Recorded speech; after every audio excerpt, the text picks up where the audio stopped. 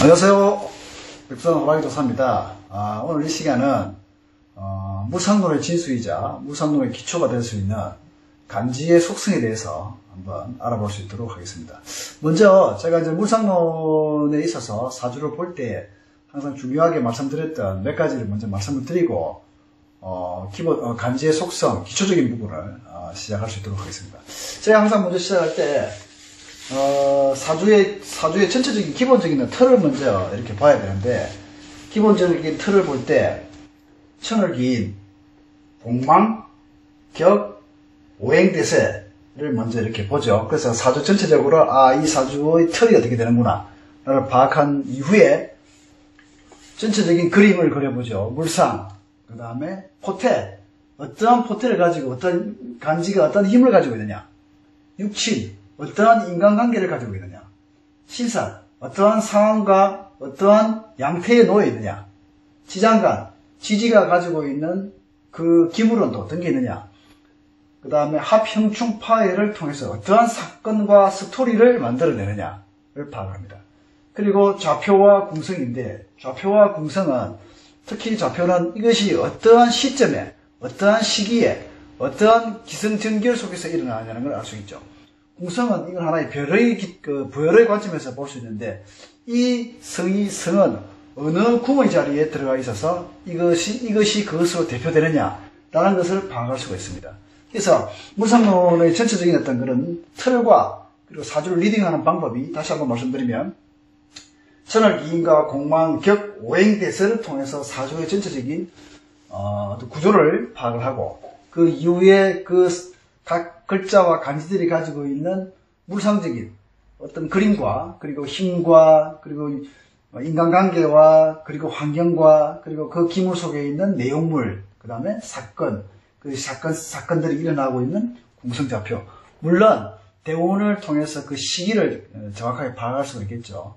그래서 제가 전체적으로 이 물상론의 사주를 파악하고 리딩하는 하나의 전체적인 구조의 틀이 이 틀이 되겠습니다.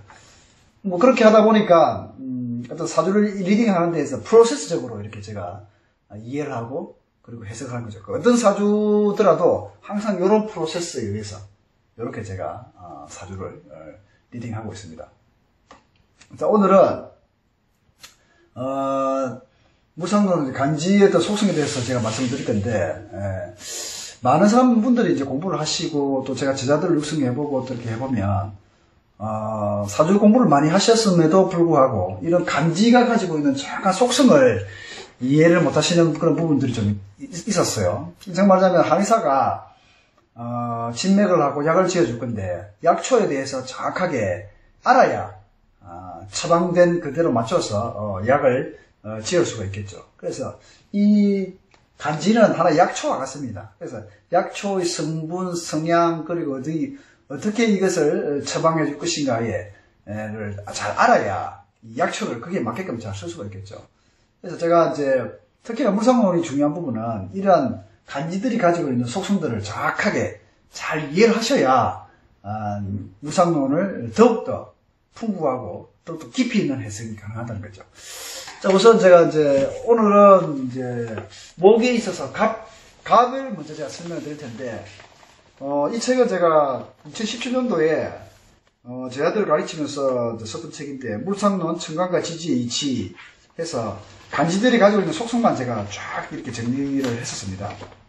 그래서 간지의 속성을 좀 정확하게 알아야 이런 물상론을 더욱더 깊이 있고 또 드라마틱하게 이렇게 통변할 수 있겠다 싶어서 제가 정리를 해본 책입니다. 자, 우선 이제 이 간지가 가지고 있는 여러 가지 팩터가 있는데, 간지는 해석을 할 때 일단은 그 에너지의 운동성, 그 다음에 환경성, 시간성, 위치성, 공간성, 이렇게 사주 팔자에 놓여있는 글자를 한번 놓아보는 거예요. 이 글자의 에너지는 어떤 에너지를 가지고 있는데, 어떤 운동성을 한다, 어떤 환경에 놓여져 있는 글자다, 그리고 어떤 위치에 있다, 그리고 어떠한 공간에 있다, 그리고 어떤 시간에 있다, 이러한 것들을 잘 파악을 해야 되죠. 그 다음에 이제 특히나 목 중에, 목은 끊임없이 성장하고 상승하는 의미를 가지고 있는데, 그 목을 대표하는 특히나 갑은 어떠한 운동성을 가지고 있냐. 첫 번째, 수직 상승의 운동성을 가지고 있습니다. 수직 상승의 운동성. 끊임없이 수직 상승하죠. 그 다음에 수직 상승을 대표하는 것이 목인데, 그 목의 성향은 첫 스타트, 시발점, 성장, 육성, 그 다음에 설립, 건축, 설계, 교육, 아이디어 도출, 디자인, 이처럼 지상에서부터 보이지 않던 곳에 지상에서 하나씩 쌓아 올라가고 만들어가는 그러한 물형과 물상을 짓습니다. 그래서 시작하고 스타트하고 출발하고 나아가고 일어서고 올라가고 이러한 성향을 가진 모든 물질과 에너지체가 목이 될 수 있습니다. 이러한 운동성을 가지고 있죠. 그래서 이제 이것이 대표되었던 것이 이제 우리 사물에서 가장 가까운 것이 목이었기 때문에 이 목을 나무로 이렇게 묘사했던 거죠. 그래서 이런 갑의 성향은 굉장한 그 밀집적이고 압축적이면서 에너지 소모량이 굉장히 크다는 거죠. 그래서 한번 시작할 때 운동성의 폭발력이 굉장히 강하다고 이렇게 봅니다.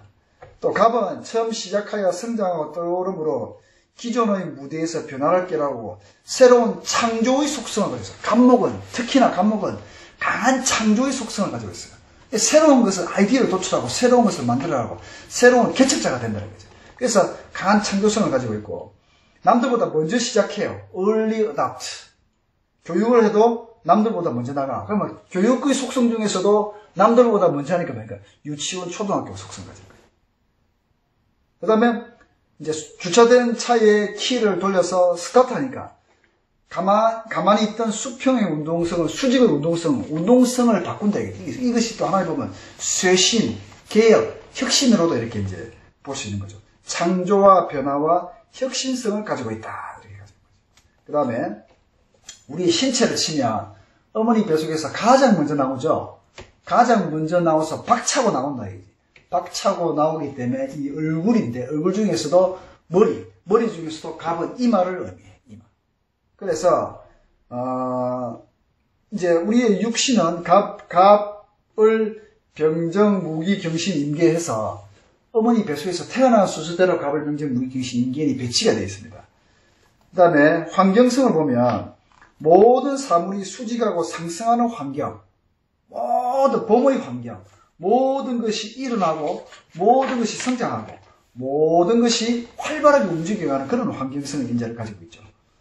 그 다음에 이제 교육의 인자는 제가 말씀을 드렸고, 이제 이걸 또 한자로 끌어와요. 한문으로 끌어갈 때는 동쪽에서 바로 동쪽이죠. 그러니까 동육동자를 끌어오기도 하고 한문에 동육동자 들어가는 글자들, 그 다음에 나무죠. 나무 목자가 들어가는 글자들, 그 다음에 갑이 들어가는 글자, 그 다음에 높을 고자, 점점 높아진다 이거지. 높아진다.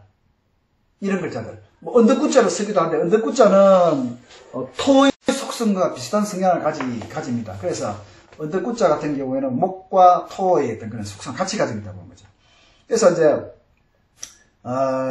목의 속성을 가지고 있는 나라나 국가, 지방, 수도를 의미하기도 하고, 집에서 어떤 현관 구조, 집에서 들어오는 입구, 현관, 입구, 대문을 또 이렇게 의미합니다.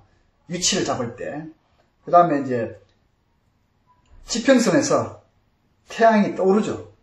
막 떠오르는 그런 속성을 가진 로고, 그 다음에 그런 성향을 가진 그림, 그 다음 그런 성향을 가지고 있는 어떤 한문의 속성들을 다 그렇게 다 가져온다는 얘기죠. 그럼 신문 같은 경우에도 국제, 조선, 동화 이런 의미를 가지고, 철학적으로 볼 때 이 글자 자체가 기도하는 물상이에요.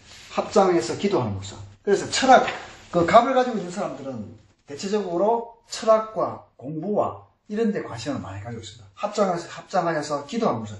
또 올챙이가 꼬리를 흔들어 가는 물상으로 될 수 있겠죠. 올챙이 머리다는 거지. 그래서 갑은 특히나 개수라고 하는 개수는 어둠이요 물에서 유를 창조하는 성향을 가지고 있습니다. 무에서 유를 창조한다 이거지. 가장 먼저, 가장 앞, 가장 시작의 위치를 가지고 있다. 그래서 공간은 앞공간, 앞부분, 시작의 공간을 잡아주고 들어오는 입구 쪽을 잡아준다. 또, 자, 이것이 풀과 나무를 의미하기 때문에 유기농 채소, 약초, 꽃, 풀, 벼농사, 농장, 씨 뿌리기, 버섯, 디자인, 설계, 그 다음에 단추와 같죠. 단추 달기, 단추 다는 거, 철학, 이런 의미를 가지고 있다. 대체적으로 사주 형식을 풀이할 때, 이 갑의 일주들을 보면은 교육의 물성을 또 많이 가지고 있고, 철학의 물성을 많이 가지고 있고, 그 다음에 이제 건축, 건설, 토목, 이런 성향을 대체적으로 많이 가지고 있더라는 거죠. 성격 중에 이 갑을 가지고 있으신 분들은 절대 굽히지 않습니다. 나무가 굽히는 법이 없죠. 그래서 끊임없이 치솟아서 올라가서 자기를 나타내고자 한다고. 그래서 고집도 세고 선도적인 역할을 하고 리더가 되고 싶어 합니다. 그래서 갑을 가지고 있으신 분들이 보통 보면 대체적으로 사장들이 많아요. 사장. 작은 구멍가게 하더라도 나는 사장하겠다. 나는 갑하겠다 이거지. 이런 속성이 조직에서는 굉장히 좀 자기가 고개를 숙이기가 힘들기 때문에 좀 슬기로워질 필요가 있다. 특히나 갑의 성향을 가진 분들은 슬기로워져야 돼요. 자기를 굽힐 수 있는 슬기로움을 갖춰야 된다는 얘기지. 제가 갑의 어떤 그런 속성들을 가지고 있는 분들을 많이 통변해보면 대체로 좀 뻣뻣해요. 고개 숙여서 남에게 인사하는 이런 부분들 조금 약하긴 약하더라고. 그런데 이런 분들이 고개를 숙이고 겸손하면 정말 대우받고 성공할 수 있어요. 자, 남을 지도하기를 좋아하고 간섭하기도 또 좋아해요. 좋아하지 않는 부분도 있겠지만, 대체적으로 보면 성격이 강직하고 남들과 타협하기 싫어하고, 좀 독보적이고 독자적인 성향을 많이 가진다. 그래서 이런 분들은 겸손하게 남에게 배려하고 하면 굉장히 좋은 어떤 그런 인재로서 그렇게 할 수 있죠. 그 다음에 갑은 죽어있고, 얼어있고, 어둠 속에서 태어나서 봄에는 꽃을 피우고, 여름에는 열매 맺게 하고, 가을에는 풍성한 열매가 달려서 수확하게 하고, 겨울에는 씨앗으로 변합니다. 그래서 갑의 인자를 가지고 있으신 분들은 그 집안의 가장 주된 인자가 될 수 있고, 세상에 뭔가 의무와 미션을 가지고 태어난 사람이 갑의 인자입니다. 팔자의 글자 속에서도 갑이 있다 하면 그런 미션을 가지고 태어났다 이거지. 씨앗을 열매 맺어서 씨앗으로 남기고 그것을 대를 이어서 남기게끔 하는 그런 인재를 가지고 왔기 때문에 갑의 그 소중함을 항상 염두에 두셔야 됩니다. 그래서 철학이든 공부든 교육이든 육성이든 설계든 혹은 이런 성향을 가진 모든 것들을 나에게 남기고 다시 대를 이어서 그것을 물려줄 수 있는 그런 마음가짐을 가지고 공부하시면 아주 좋은 그런 인재가 될 수 있다고 생각이 됩니다. 자, 일단은 오늘은 갑에 대해서 제가 이렇게 말씀을 드렸고, 글자 하나를 그냥 글자에 갑에 두지 말고 갑이 가지고 있는 에너지의 속성을 보여서 환경과 시간과 시간은 또 아침 시간이 되겠죠. 그래서 아침 조자를 써서 조선 이렇게 된단 말이죠. 시간, 환경, 시간, 공간, 위치. 그다음 또 하나 먹고.